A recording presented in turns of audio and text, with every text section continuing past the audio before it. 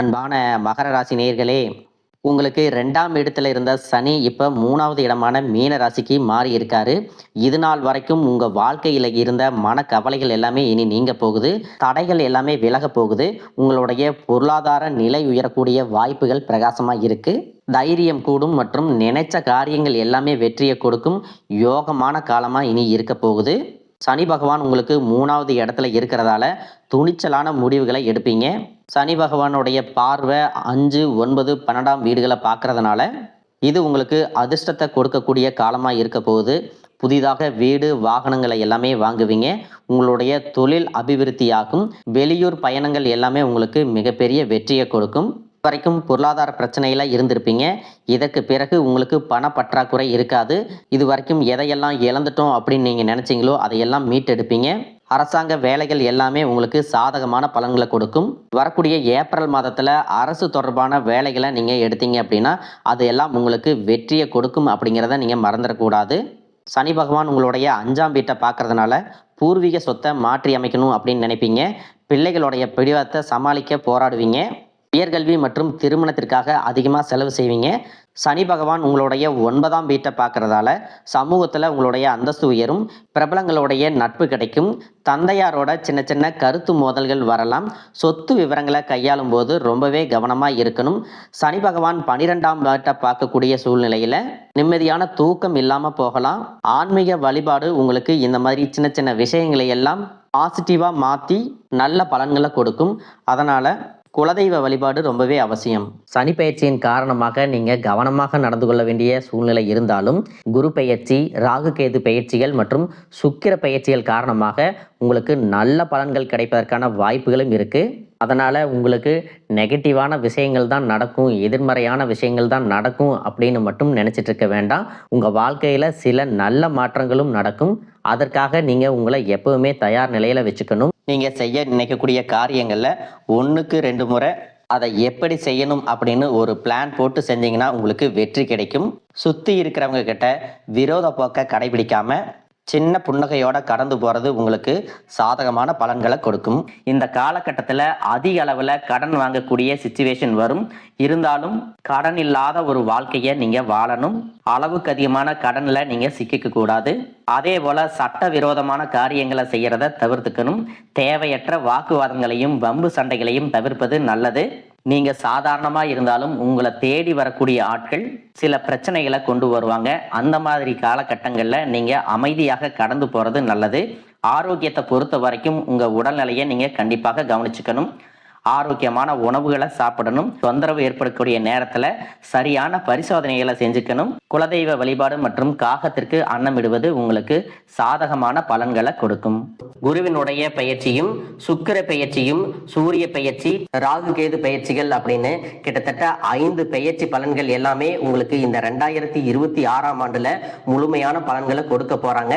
அதனால இந்த காலகட்டங்கள்ல எதையெல்லாம் நீங்க இழந்துட்டோம், எதையெல்லாம் நீங்க மீட்டெடுக்கணும் அப்படின்னு நினைக்கிறீங்களோ அது எல்லாம் நிச்சயமா உங்களுக்கு கிடைக்க போகுது.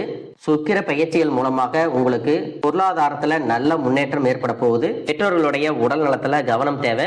இது வரைக்கும் உங்களுடைய பணம் ஹாஸ்பிட்டல் செலவுகளுக்கோ, கடனுக்கு வட்டி கட்டுறது, வண்டிகள் பழுதாகி அதுக்காக செலவு செய்யறது, மற்றவங்களுக்கு பணம் கொடுத்துட்டு அந்த பணம் திரும்ப வராம கஷ்டப்பட்டது, இந்த மாதிரியான சம்பவங்கள் எல்லாம் நடந்திருக்கும்.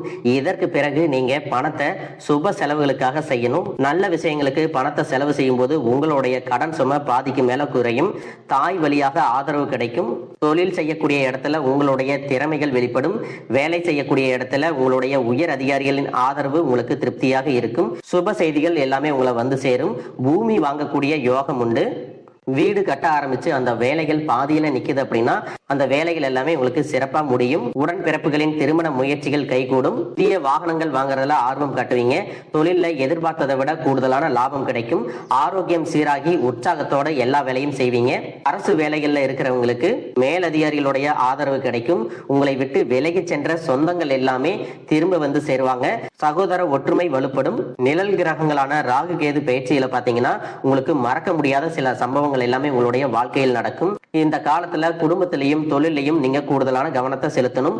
உங்களுடைய கடின உழைப்பால லட்சியத்தை அடையணும் அப்படிங்கறதுக்காக ஒரு பிளான் போட்டு வச்சிருப்பீங்க. அதுவெல்லாம் உங்களுக்கு கையில கிடைக்கிற நேரத்துல சில தடைகள் வந்து சேரும். அதன் மூலமா பண தடைகள் உங்களுக்கு வரும். அதன் மூலமா உங்களுக்கு பணம் வருவது சில தாமதங்கள் ஏற்படும். வியாபாரத்துல போட்டிகளை எல்லாம் நீங்க சந்திக்க வேண்டியது இருக்கும். குடும்ப உறவுகள்ல நீண்ட காலமாக இருந்த திருமண தடைகள் எல்லாமே நீங்கும். கல்யாண பேச்சு கைகூடும்.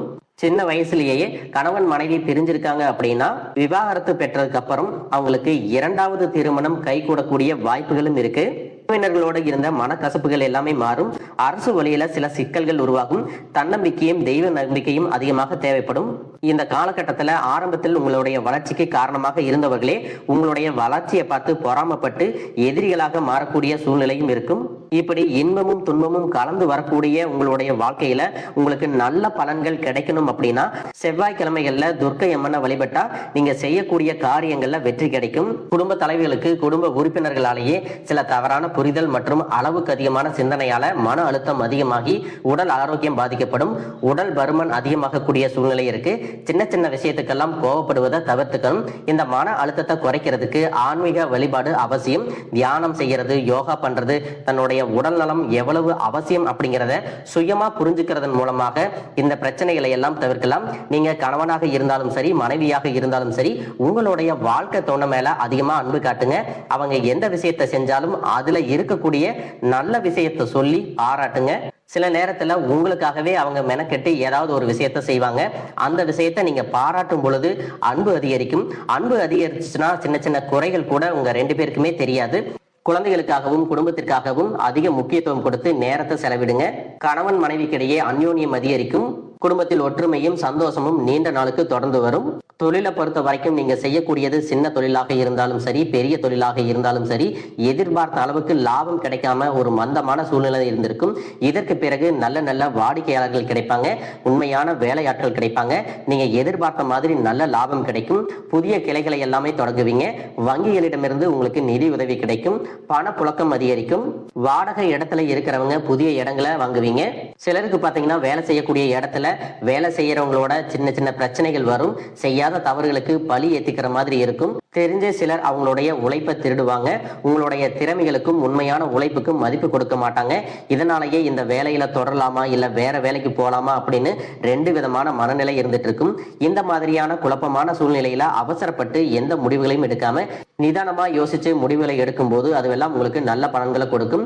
அரசு வேலைகள் மற்றும் போட்டித் தேர்வுகளுக்கு படிச்சுட்டு இருக்கிறவங்களுக்கு உங்களுடைய விடாமுயற்சி மற்றும் கவனச்சிதறல் இல்லாம தொடர்ச்சியாக பயிற்சி செய்யும் பொழுது இந்த 2026ஆம் ஆண்டுல நிச்சயமாக அரசு வேலை கிடைக்க போகுது.